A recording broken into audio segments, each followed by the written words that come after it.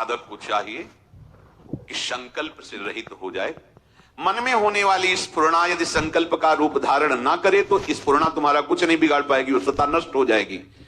स्फुरणा होने से हानि नहीं है, पतन नहीं है, वो स्वयं नष्ट हो जाएगी। परंतु स्फुरणा को अगर संकल्प में बदल दिया तो संकल्प से हानि हो जाएगी। संकल्प बना लिया, ऐसे ऐसे ऐसा कर लेते हैं, ना भी करो तो भी उसके करने का जो परिणाम है वो आपके हृदय में आ गया। संकल्प ऐसा ऐसा कर देते हैं तो परिणाम जो उसका मलिनता है वो आपका उसी समय हृदय हो गया। और अच्छा भाव यदि यही भगवान के प्रति कर लिया जाए, भगवत सेवा के लिए कर लिया जाए, तो क्रिया हो या ना हो आपका हृदय पवित्र हो रहा है।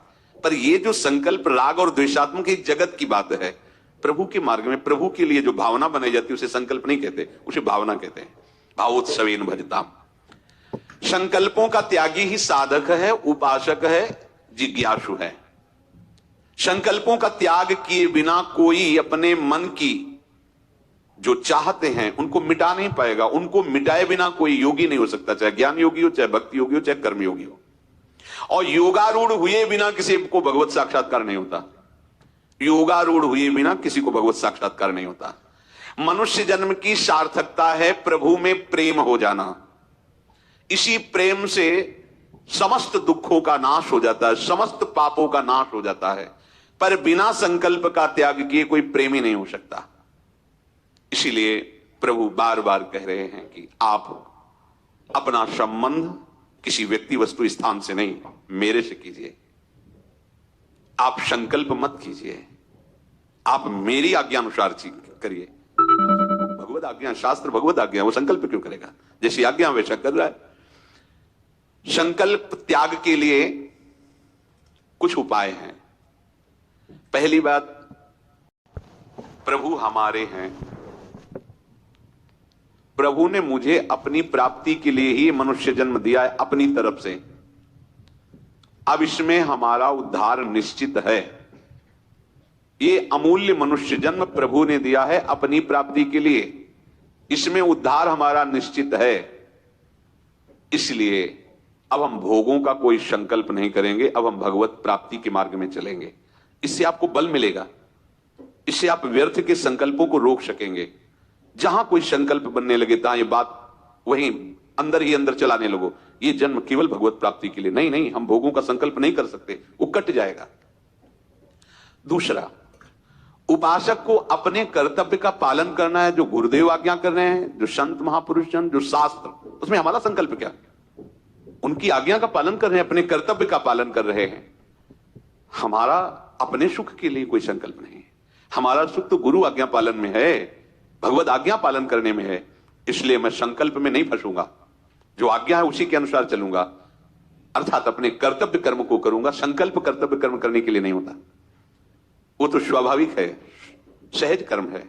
भगवत आज्ञा का पालन करना, गुरु आज्ञा का पालन करना। उपासक को इस बात पर दृढ़ रहना चाहिए कि एकमात्र प्रभु की सत्ता है, संकल्पों की सत्ता नहीं है। इसलिए हमें कोई संकल्प नहीं करना। प्रभु है, जैसा चाहेंगे वैसा कराएंगे, हम क्यों संकल्प करें? ना किसी संकल्प में राग, ना किसी संकल्प में द्वेष, हमारा उससे संबंध ही नहीं है।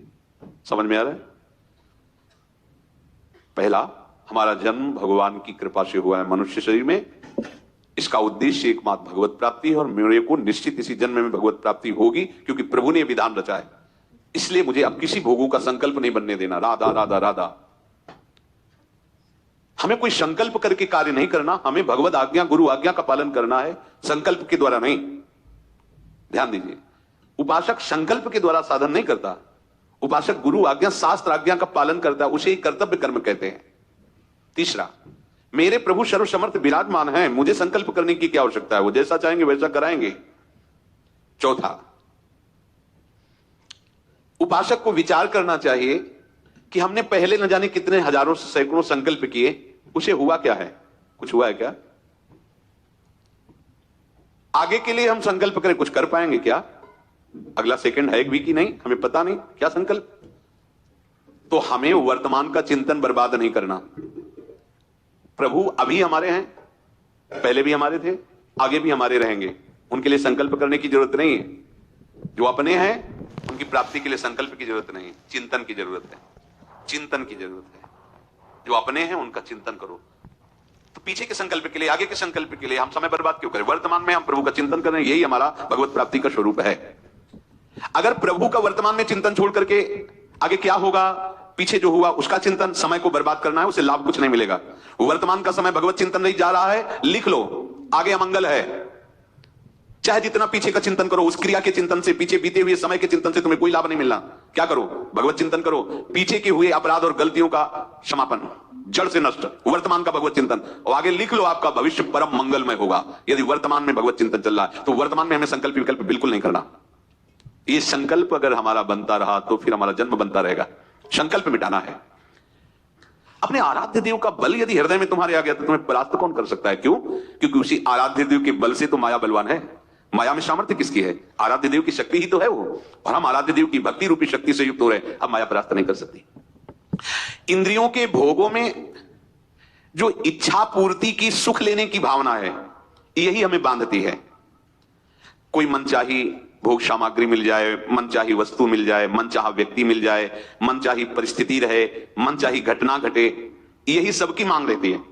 देखो ना, यही सबकी मांग रहती है। हमारी मनचाही बात हो जाए, मनचाही भोग मिल जाए, मनचाही परिस्थिति हो, मनचाही ही व्यक्ति हो, जो मेरे मन के अनुसार हो, ऐसी मांग रहती है। और जो इस मांग से युक्त रहता है वो परमार्थ का पथिक नहीं होता है। ध्यान रखना। जो मनचाही में राजी है, इच्छा पूर्ति में सुख लेना चाहता है, वो इंद्रियों का गुलाम, विषयों का गुलाम, वो सच्चिदानंद प्रभु की दासता की तरफ कैसे बढ़ पाएगा? अनुकूल वस्तु, पदार्थ, व्यक्ति आदि मिलने की इच्छा उपासक को कभी नहीं करनी चाहिए।